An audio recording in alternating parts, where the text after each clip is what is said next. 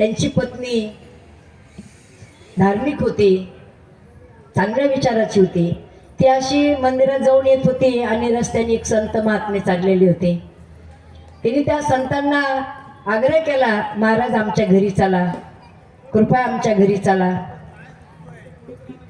ते संत महात्मे आले, सुंदर असा स्वयंपाक केला, जेवण झालं, आराम झाला आणि ते महात्मे जायला निघतात. त्यावेळेला ही माऊली बोलते, महाराज 2च मिनिटं थांबा, तुम्हाला रात्रीच्या जेवणाकरता 2 चपात्या आणि थोडी भाजी देते. त्यावेळेला त्या संत महात्म्याने काय म्हणावं, माई आम्ही रात्रीच्या जेवणाची कधी काळजी करत नाहीत, त्याला वाटलं तर देईन, नसताना देईन. आम्ही अन्न आणि धन कधीही साठवत नाहीत.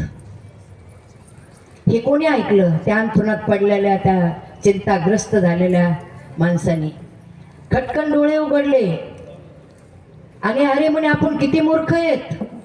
आपण 13व्या पिढीचा विचार करतो आणि आता 4 तासांनी 3 तासांनी भुकेचा टाईम होणार आहे, तरी पण हे संत त्याचा विचार करत नाहीत. साधे 2 पोळे घ्यायला तयार नाहीत. धनाचा तर विषय लांबचाच आहे आणि हे संत तुम्हा आम्हाला शिकवतात. म्हणून संताची संगत करायची असती. जीवनामध्ये ना संगतीसारखा कुठलाच फायदा नाही. ज्याच्या संगतीत राहताना त्याप्रमाणे तुमचं जीवन बनतं. संताच्या संगतीचं सांगायचं झालं, कायापालट होतो आपला. संत मीराबाईचं उदाहरण.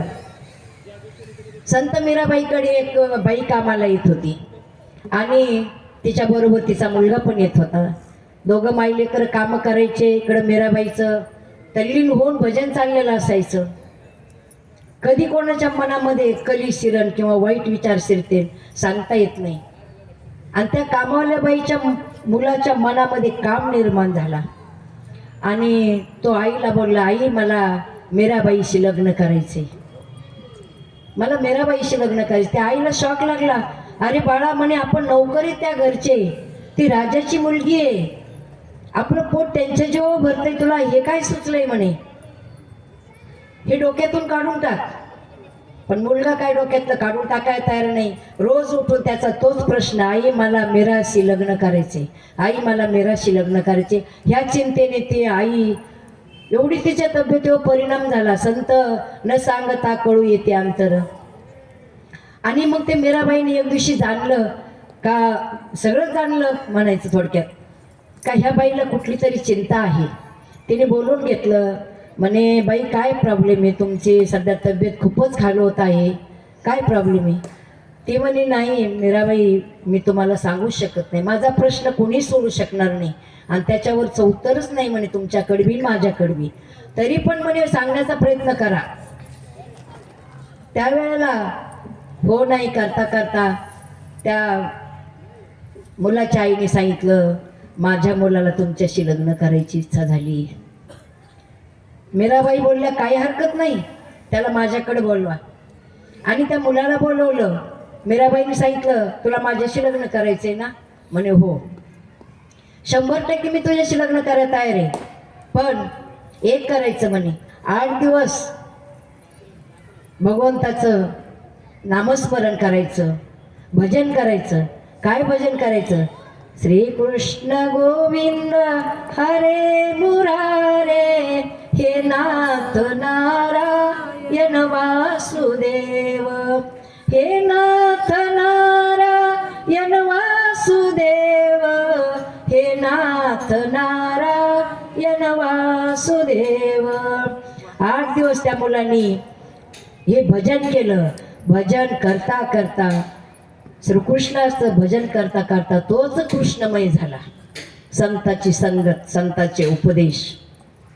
आणि मीराबाई गेल्या आणि बोलल्या, चला मी आता तुमच्याशी लग्न करायला तयार आहे.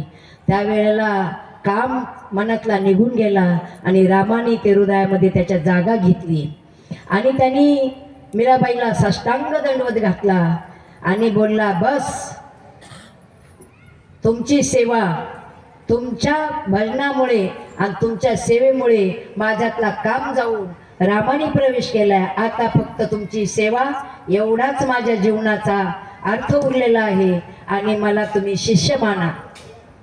मला तुम्ही शिष्य माना.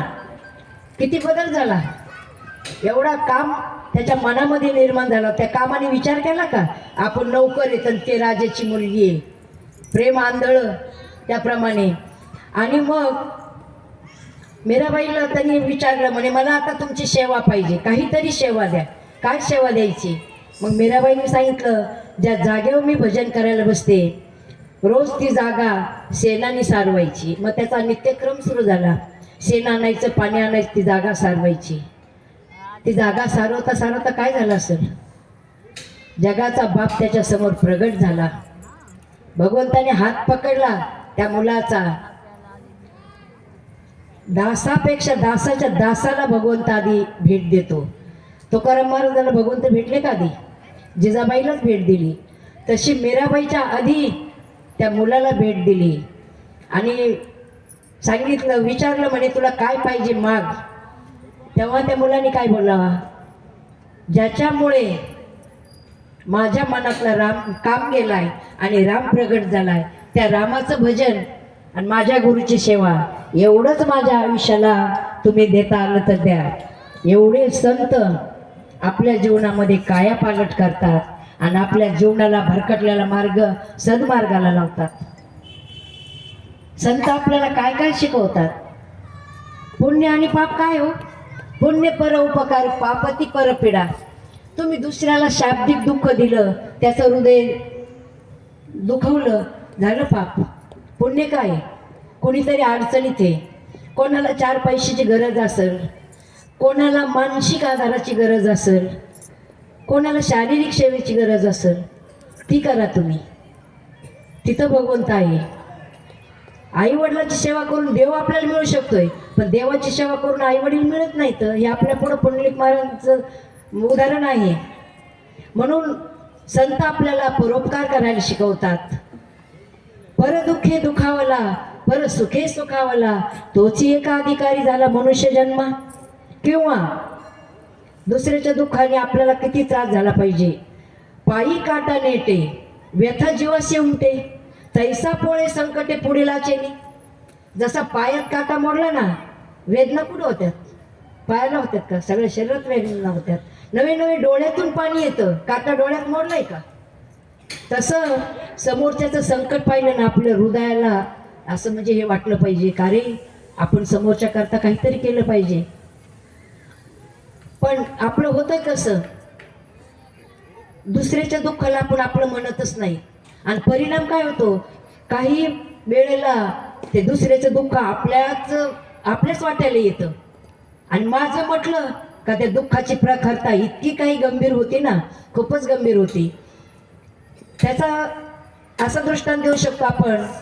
असं एक रस्त्यावर ॲक्सिडेंट झालेला असतो, तरुण मुलाचा ॲक्सिडेंट झालेला असतो आणि लोक गोळा झालेले असतात, रोडवर उभं राहतात, जाणाऱ्या गाड्यांना हात करतात, मदत मागतात. त्याच रस्त्याने एक श्रीमंत माणूस चाललेला असतो आणि हे लोक त्याची गाडी अडवतात आणि साहेब इथं ॲक्सिडेंट झालेला आहे, खूप सिरियस पेशंट आहे, फक्त थोडी मदत द्या, याला फक्त हॉस्पिटलमध्ये पोहोचण्यापुरती मदत द्या.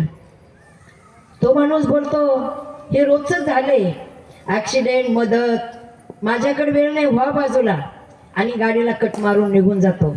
दुःख कधी होतं हे आपल्याला याच्यातून पाहिजे. निघून जातो तो पुढे निघून जातो. बऱ्याच गाड्या अशा त्याच्या मागं निघून जातात आणि दुसऱ्याची मदत करणं, सेवा करणं हे सुद्धा आपल्या नशिबात असावं लागतं. बऱ्याच वेळाने मागून एक गाडी येते, गर्दी पाहून स्वतः ती गाडी थांबवतो. तो माणूस काय झालं म्हणून विचारतो आणि जेव्हा त्याला सगळा प्रकार समजतो, स्वतः गाडीतून खाली उतरतो, त्या पेशंटला उचलतो, हॉस्पिटलपर्यंत घेऊन जातो. हॉस्पिटलमध्ये गेल्याच्या नंतर डॉक्टर तपासतात आणि डॉक्टर बोलतात, आय एम सॉरी, खूप वेळ गेला, लवकर उपचार मिळाला नाही. आता काय करायचं? मग शोधाशोध सुरू होती. नातेवाईकाचा शोध घेतला जातो आणि मग त्याच्यामध्ये समजतं, फोन नंबर मिळतो. फोन लावला वडिलाला त्याच्या, तो आधी गेला ना गाडी पुढे घेऊन, तो त्याची वडील असतात. आणि मग फोन लावला आणि सांगितलं, या रोडला या ठिकाणी काही वेळापूर्वी ॲक्सिडेंट झालेला आणि त्या मुलाचा हॉस्पिटलला जायला उशीर झाल्यामुळं अंत झालेला आहे. हे ऐकल्याबरोबर त्याच्या डोळ्याला अंधाऱ्या आल्या, पायाखालची जमीन सरकली, अंग लटलट कापू लागलं. का? दुःख आपले जवळ आले. एवढं वाईट वाटायला लागलं त्याला, का मी जर मदत केली असती 1-1.5 तासापूर्वी कदाचित माझा मुलगा वाचू शकला असता. का नाही केली मदत? मुलगा आपला असो दुसऱ्याचा असो, मदत करायला शिकलं ना, ते दुःख आपल्याकडे येत नाही. आणि खूप त्याला दुःख झालं. म्हणून आपण कधीही कोणाला पण मदत करायला शिकलं पाहिजे.